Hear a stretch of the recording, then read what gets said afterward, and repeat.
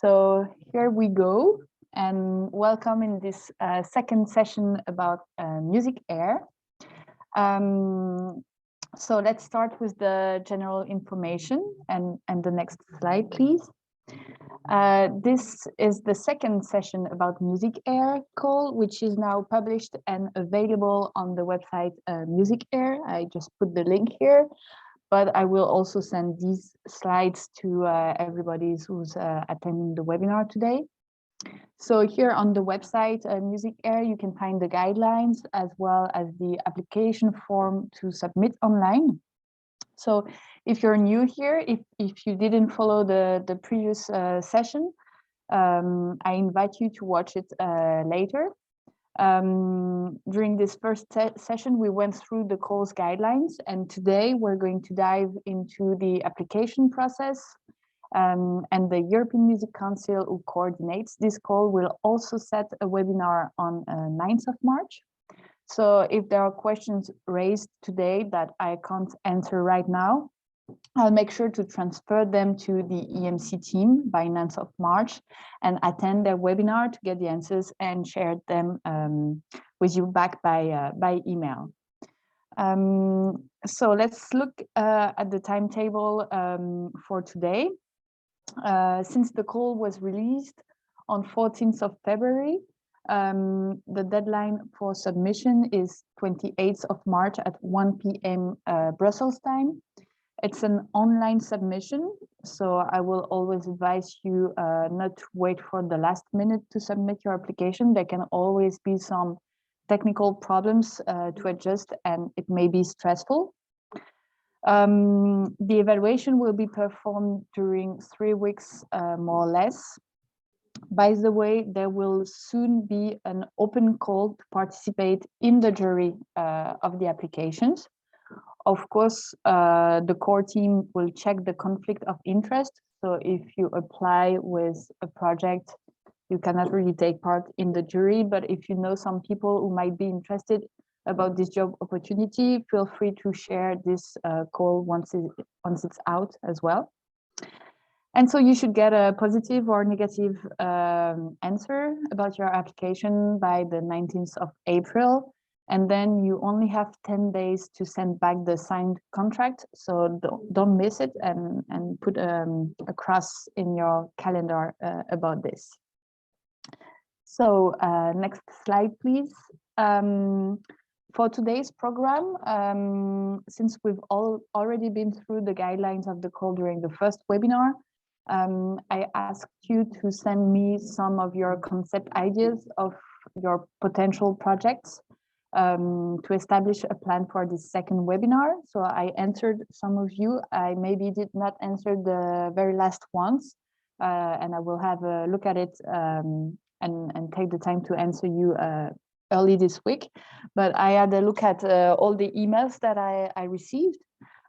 This is why today we're going to look in details on the application process, but I would like to focus as well on what we call the European added value, which is mentioned in the guidelines, because I feel like when reading your concept notes that it may be the biggest challenge in the applications. It's not the easiest part, definitely. So we're also going to have a look at the budget, but mainly to raise your questions, because the budget application in the form is quite minimalist, but I think it's a good way also to engage the conversation with you. So don't hesitate to raise your question in the chat. I'll keep an eye on it, and if I don't answer them during the session, then I will answer them at the end of the session. So stay till the end. All right, let's start then. I'm just having a look at the chats. Okay, perfect.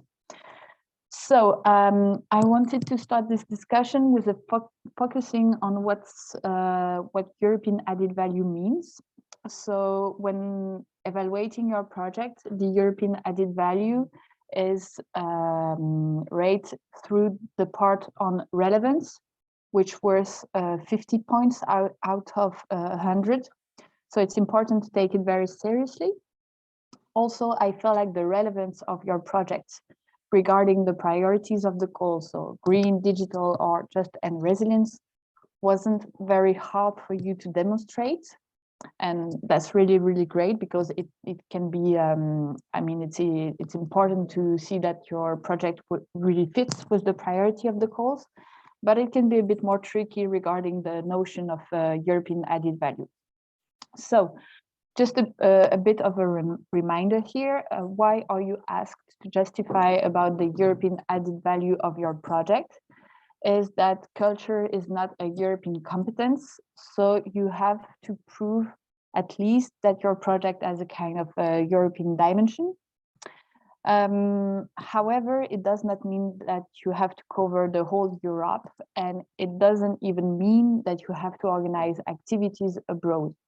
You can, of course, but you don't have to. And especially with this funding with a small budget envelope, the motto is more like act local, think global. So next slide, please. Yeah. So just to start, I suggest to raise the following questions once you have a project idea. The questions are, what can the European scale bring to your project? In which ways does it make sense? How is it relevant besides the financial opportunity for you to work on a European dimension? Do you think your project is transferable? Are you sure there aren't any similar initiatives already existing? And if yes, how would you be able to connect with them? In which ways will the project's result or impact of your project not only benefit you, but the entire music sector? And how do you aim at sharing these results? And how to duplicate your project to peers who won't have the same financial opportunity. So from what I read so far, there's always a way to answer at least one of these questions in one way or another without having the feeling of transforming the initial idea. However, I would suggest that if you can't answer any of these questions, then maybe you should reconsider and think about another funding opportunity. Maybe in those cases, this funding opportunity is not the best suited for your project. Next slide, please. So, but what does the guidelines in the application says about it? So it says, well, the project selected is a mono-beneficiary nature. So it means you don't have to have partners on this, but you can. Projects are expected to be collaborative and to have a EU added value. For instance, it can be exemplary, innovative, experimental, scalable to comparable actions or projects in other European countries or any other level, local, national, or any other area of the music sector. So in the end, the definition is quite broad, but we understand here the European added value is either as a collaborative aspect where you build your project and your project activities with different partners, or more like in the dissemination aspect. So it's more like, how do you spread the results of your project to others? Yes, thank you. So here are some ideas, both in terms of collaboration or dissemination. So it's just ideas, non-exhaustive ones, and of course you feel free to think about your own solutions. In terms of collaborations, it means it can be working with a similar organization in a different country, working with another music organization working on the same topic. So I don't know, a label, if you're a music venue, or a radio, or whatever, or also non-music related organizations, and especially working in the fields of sustainability, ecology, but also digitalization, or even social partners working on the third priority of just and resilience. In terms of communication and dissemination, you can rely on European networks, such as like DMA, to communicate about the results of your project. You can also think about building advocacy campaign towards policymakers to share the results of your project and give recommendations for public support, for instance, for other peers to then implement similar initiatives. You can participate in showcase festivals and conferences to share the results of your project. You can work on a communication strategy and a press strategy to share the results of your project. And translation may also be a key point if you want to disseminate the results of your project in different countries. So also regarding the timing of the project and the timing of the call and the application, I think it will be understood that not everything is ready when you start the project. If you still miss the confirmation from one partner, for instance, or from an event by the 28th of March, the deadline for submission, I think it's important that you write in your application that you're able at least to set some realistic goals and a plan to achieve this goal during the duration of your project, which is quite short actually, because we're talking about 10 months here. And next slide, please. In case you do so, I would advise you to include a kind of risk assessment in the second part of the application, the one about quality and management. This is just an example from another project under another European program, so you don't have to make it absolutely similar to this. It's just an example, but risk assessments are kind of usual in a EU application. It's just a part where you explain that you have identified some risks related to your project and like how is it likely to happen. But mainly it's where you explain what you will do to avoid this risk to happen, and where you will explain as well, well, what if this risk actually happened, then what will I do when it happens? So I think this point is quite important. If your project is not fully designed, I mean, in terms of partnerships, when you apply, that you include something about the risks that are in your project. Next slide, please. So yeah, just to continue on the tips for the application regarding the European added value, then I would really advise you to include this dimension during the whole duration of the project, and not only at the end of it, even with the dissemination. And it's also important to set up some realistic indicators. So if you're working only with one other partner or one other country, I think it's absolutely fine. Don't forget to dedicate budget for it, like translations, it's quite expensive. And as soon as you start to work out of your borders, it also has a cost. Knowing that European added value does not necessarily mean European mobility. So you don't have to spend money on European mobility, but it can have an impact on different expenses. So don't hesitate if you have questions. Otherwise, we're going to move to the next, to the second part of this presentation, which is more on the application process itself. So how to apply.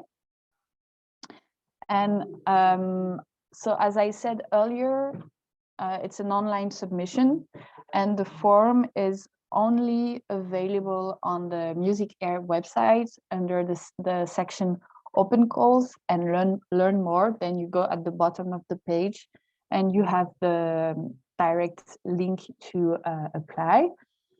I would suggest you to draft your project on a Word document and not to work on the online page. It will be easier for you to work on your text. But even before clicking on the submission form, I advise you, of course, to read the guidelines. And when you're ready to apply, to check the evaluation criteria and to start drafting your application from it. So I said it during the first session, but the jury will not evaluate the cultural soundness of your project because you are the expert on this, but the jury will evaluate your capacity and your project's capacity to fulfill it, and in line with the call priorities, of course. So the call follows the main structure of EU funding schemes. It's a general binding process between a public institution to fund another public or private entity to implement an action which is part of the political or strategical framework of the public institution. However, this MusicAIRE code is also simplified and adapted to small organizations in the music sector. So it requires less information and details. It's a good first step to work on EU funding, but still you have this overall structure, which is very, very common to EU funding. So if we check the first criteria of evaluation, it's about the relevance of your project. And by relevance, we have how your project answers the priorities of the call, so green, digital, just, and resilient. I won't talk too much about that because we talked about it during the first session, and I think that this is not the biggest challenge for you. I just mentioned some points about the European added value of the project, so this is also where you explained it. And the last point in this part is the description of the background and objectives of the project. So let's have a look at the background, and it leads us to the first part of the guidelines in the call, where it is mentioned the background of the call, and it gives references to other political documents or strategies. So of course, here you don't have to show that you're an expert in EU policies, but I would advise you to have a look at some of the reference documents that are mentioned in the guidelines before you draft your application, just to collect some keywords and also get familiar with the European way of thinking. Because especially as you will have to write the application in English, it can give you some ideas on how to present your project. So here I noted down some of the background documents or strategies that are mentioned in the call. They mention Music Moves Europe, which is the pilot program to support the music sector. You can have a look at what we call the AB Working Group report. It's a report based on the needs identified by the European Commission for the music sector. Then the call mentions a lot the post-COVID-19 recovery. So if you need some facts and figures on that, I would advise you to read the report from GESAC, Rebuilding Europe, where they explain the impact of the pandemic on the economy of the sector. I would also advise you to have a look at the documents that DMA released. So Stay Alive and the COVID-19 numbers. It explained the impact of the restrictions of the COVID-19 pandemic on live music scenes, and especially the impact, well, depending on the different kind of restrictions, but also depending on the business models of the venues. So it can be some important key figures for you to justify or to explain the situation you're at the moment.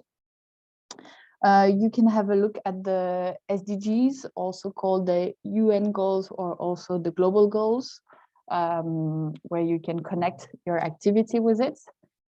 And the 5 music rights that are described in the call guidelines, it's related to the European Music Council, and it's part of their kind of ethic charter that they have. And you can have a look as well and connect them, or just name it in your application, just to show that you participate in those strategies with your project. Next slide, please. Still talking about the background, you can also have a look at specific documents depending on the priority you choose with your project. On the Green Deal, so yeah, it doesn't have to stick to the European objectives, but it's also always good to understand the EU strategy behind it. So on the Green Deal, for instance, the EU really focuses on carbon emissions and how innovations can support the transition of the sector and reinforce its industrial leadership. So it doesn't mean you have to stick to that, but if your project is somehow related to this strategy, then it's good to highlight it and also show that you understand and that you're in line with the EU policies. On digitalization, the goal of the EU is really to improve access and also to develop kind of European champions to build their own digital single market. And it's also very much connected to the idea of fairness and ethics. And so on resilience and justice, it's a lot about recognition and working conditions in terms of employment, especially for artists and cultural workers. There's a political project going on at the moment to develop a European artist status. And the question of gender and diversity is also very, very important here. So you can also refer to that when introducing your project. Next slide, please. Yeah, just checking. Still no questions. Don't be shy. You know, your questions can really help others, but we'll get back to this. The second point then on application and evaluation is quality. Quality is on 30 points. And this is where you actually start to talk concretely about your project and your capacity to run your project. So this part is divided in 2 sections, the management of your project and description of your team. So next slide, please. Here you will describe your organization, the team, the activities, the management, and the timeline.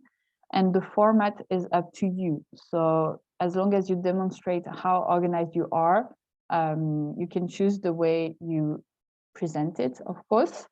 It's always good to show that your project relies on management tools like a partnership agreement, a Gantt chart, a risk assessment. I mentioned it a little bit earlier. But next slide, please. Something important is that the form is limited in terms of numbers of characters. It's 5,000 characters with space.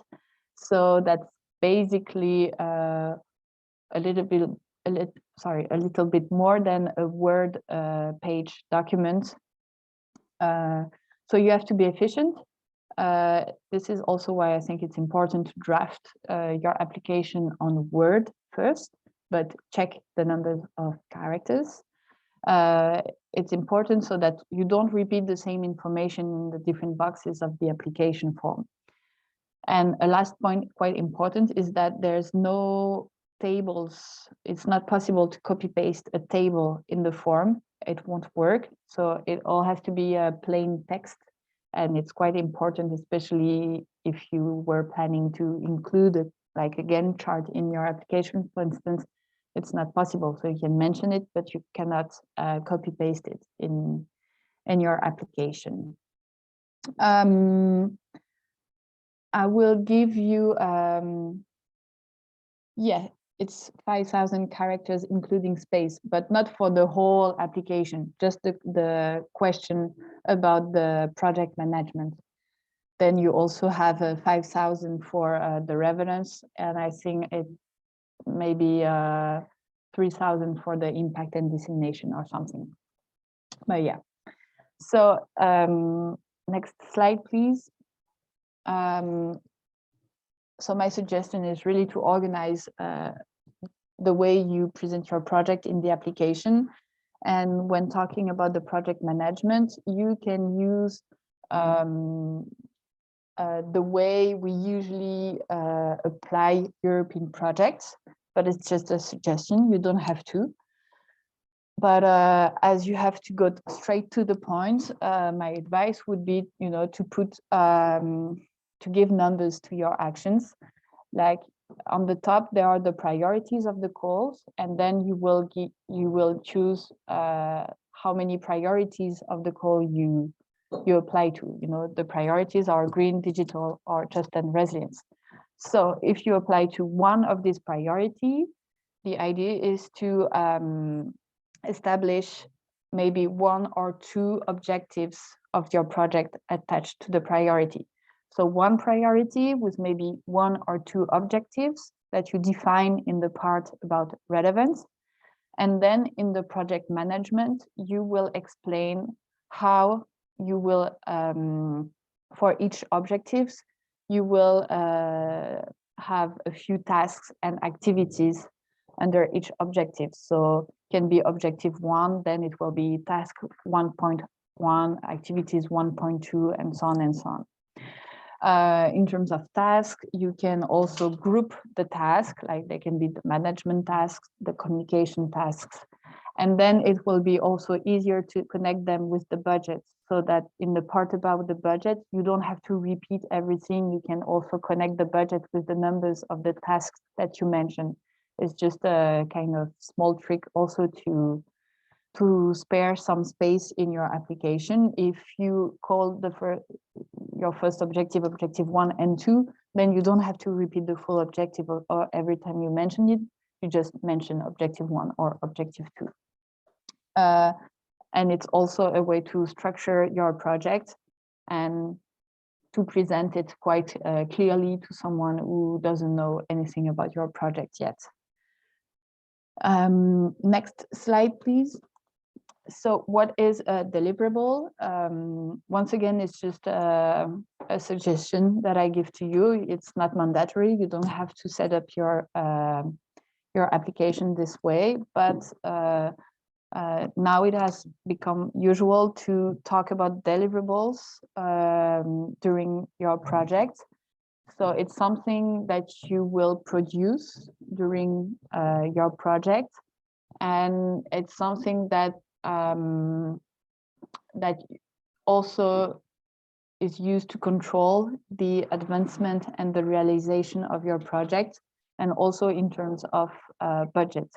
So it can be a part of your management tools, it can be a website, it can be an activity report, it can be staff sheets, it can be a communication kit, but it's kind of something tangible that proves what you've done, and which is also used to evaluate if you've done what you were thinking you would do, or if you were not able to do it. So it's something that you deliver to prove that you've done what was announced in your application, basically. Next slide, please. And this is, for instance, a Gantt chart. So as I said, it's a form, so you won't be able to copy paste it in your application, but you can say that you're using a Gantt chart to follow up on the management of your project, and your Gantt chart can be a deliverable, so something that you will deliver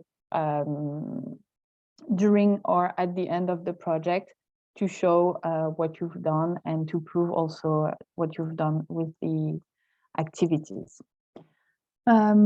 I see one question: how much characters the other criteria may have? I don't remember by heart, but it's written in on the application form. You can check how much characters for each question. I think it's 5,000 for the relevance part, So it's basically a little bit more than 1 page. And I think it's a little bit less for the part on impact and dissemination, but you should double check how much it is exactly.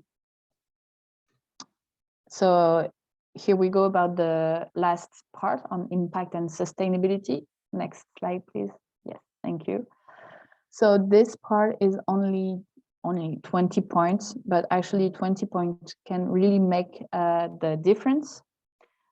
This is where you detail your communication and dissemination strategy, as well as the sustainability of your project.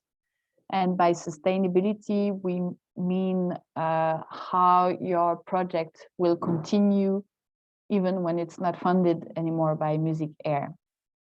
So on communication, what is good to indicate here is what is your target group, what's the global message, which channels of communication will you use, and do you have thank you. Do you have some indicators, measurements about this? And on the dissemination, it's not so much about the target group, but more the impact group. Who will benefit from your project? What is the expected impact? What do you foresee? Will there be some kind of events, or what are the deliverables that you have? And yeah, as I said, in terms of sustainability, remember about the financial sustainability. Maybe this is a pilot project that you have to create another EU funding project, or to provide policy recommendation to support the creation of a new funding schemes based on the examples of your project. This can be part also of the sustainability of your project. All right.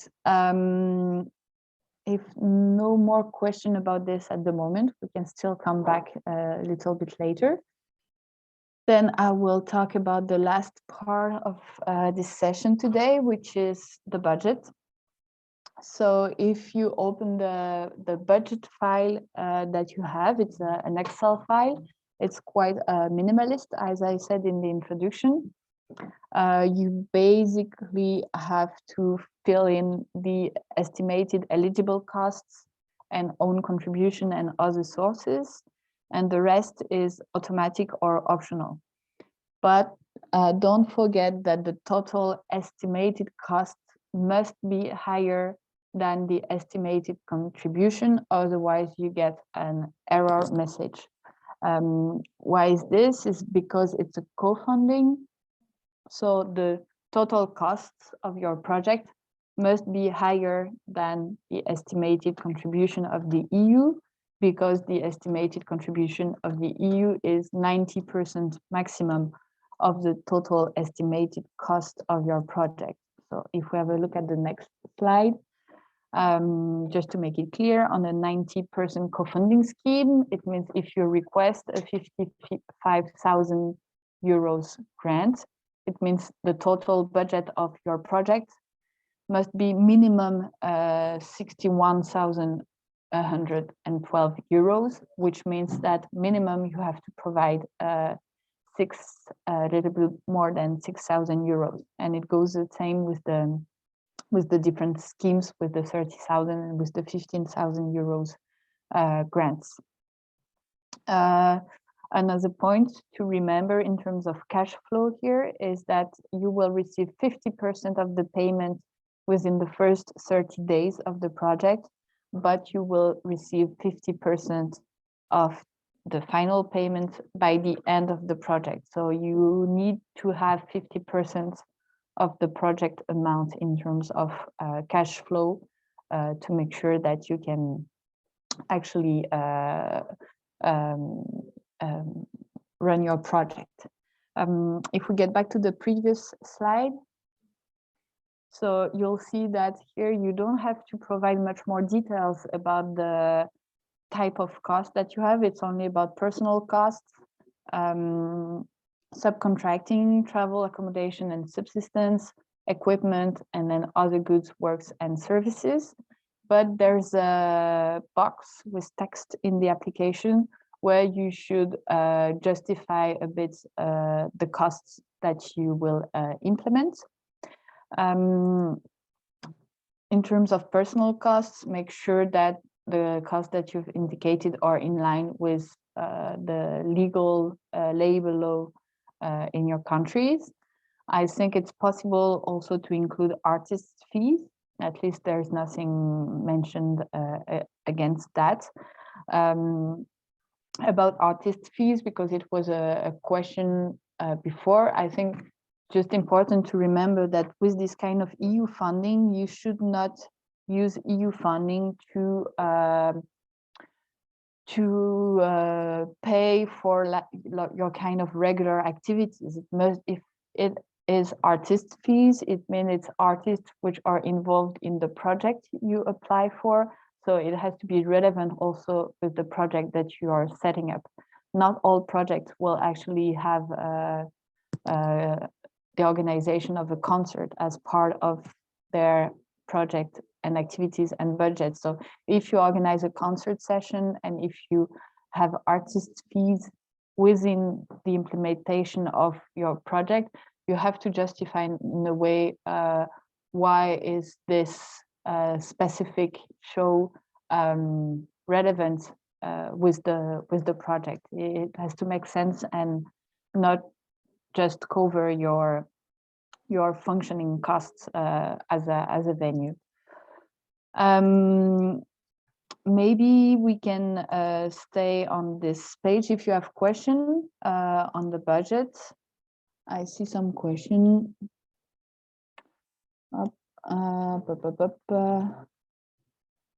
So if the cost of the project is much higher than the request, must the difference be documented for the application? I don't know. I think you can explain a bit about it during the box on the budget. I will write down this question and maybe get back with a longer answer to you. I think it's important that you justify if the EU funding is covering just one part of your project, then to explain which part especially and so on. But it can also be that the MusicAIRE funding is covering the whole budget, but that the budget is much more larger than what the budget can cover. Well, I think it depends how you want to justify it. I don't think you have to document it so much, but yeah, it's always good to explain it. Yes, the webinar will be online in probably tomorrow or the day after. And yes, it's a lump sum budget, so so you indicate some costs here, and if it is agreed, then you don't have to provide the real expenses. You just have to prove that you've achieved what you said you would do to get the final share of the budget. Is there any stipulation regarding the percentage of funds that may be used on physical infrastructures? No, there isn't. I think you can put it under equipment. And I don't know if you have to indicate like the how do we say I can't remember the term, but is it the cost when you buy the equipment, or is it the value of the equipment during the duration of the project? Is something I don't know if you should write the cost that you buy here or the depreciation of the equipment here. I will also write it down and ask the question.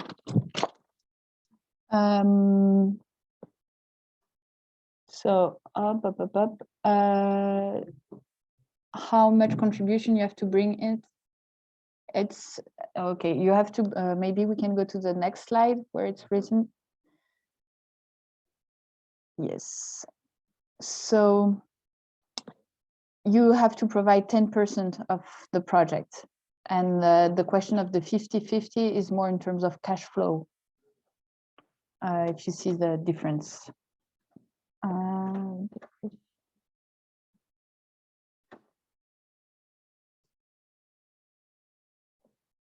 It's quite usual. 90% co-funding scheme for EU project is quite cool. If you want to apply under a random Creative Europe project, it's usually between 50 and 80% co-funding. So 90% is quite good also for smaller organizations that maybe can't contribute on a higher rate. All right, I will let you 2-3 more minutes for questions. Maybe let's go to the last slide. This is basically where you can find all the information about MusicAIRE. And of course, we can continue to exchange by email. I'm not sure I will have the possibility to proofread all the final applications, but I'll definitely do my best to answer your questions also by email and advise as much as I can on your project, knowing that, I mean, I'm not a full expert on EU funding. I'm just someone who's now starting to be used to write some application, but I guess you also have some Creative Europe desks in your countries. They have expertise on EU funding. So if you have a doubt about the way you are drafting your project, you can also give them a phone call, and I'm sure that they can also help you with the application. Don't forget to register to the webinar from the European Music Council if you want to get another flow of information about MusicAIRE. And is the sustainability of pilot projects taken into consideration? Perhaps not all the test is reproducible efficient. Yes, I think they take into consideration sustainability. I don't know if you mean sustainability here in terms of ecological purpose, or is it more the fact that it will be sustained over the time, like after the end of the projects?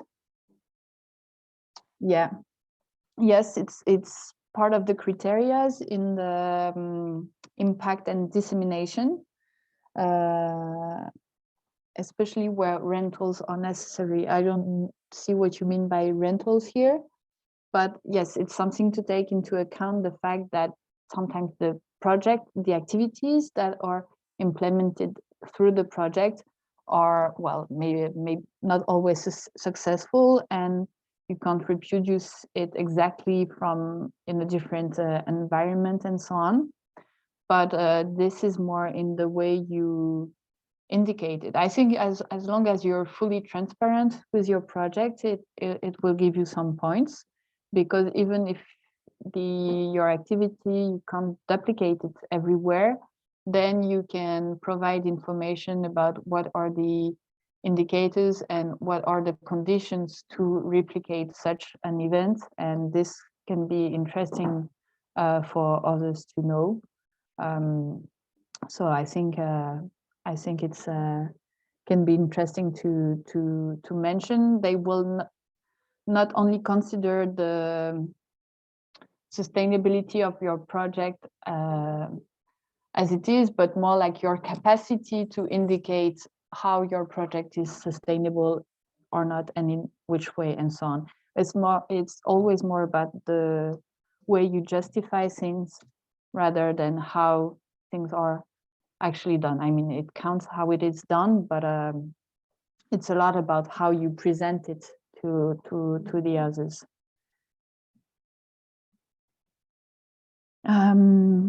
What about the dates of the project? If the MENA action happens in 2023, can we apply in March? It's something I will ask as well, because there will be a second call probably after the summer, like in September or something.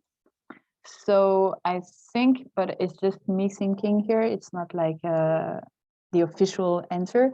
I think that your project, if you apply under the current application, like with the deadline in March, I think your project should start before the project of the second round will start. So if there's another call like in September, it means the project of the second round will probably start around November or December 2022.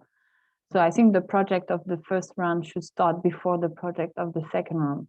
So for sure, I would say that the project should start in 2022, but as it's a 10 months project duration, I think it's okay if the action continues till 2023. But if you're working on a project to start only in 2023, maybe then you should wait for the call in September. But this is what I think, and I will make sure that I get an official answer about this to tell it to you.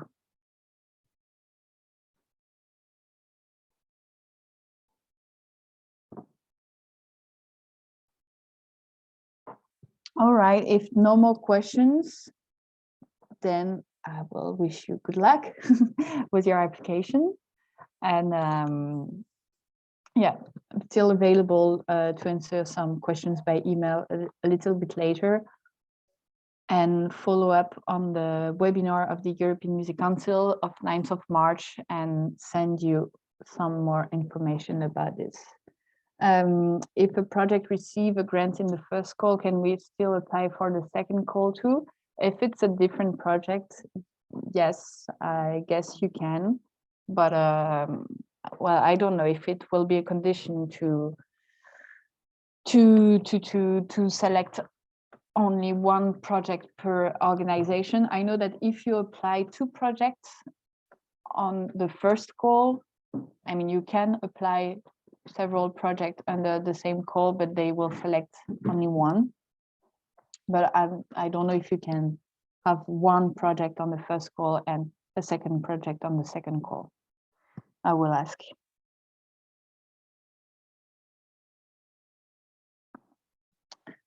All right.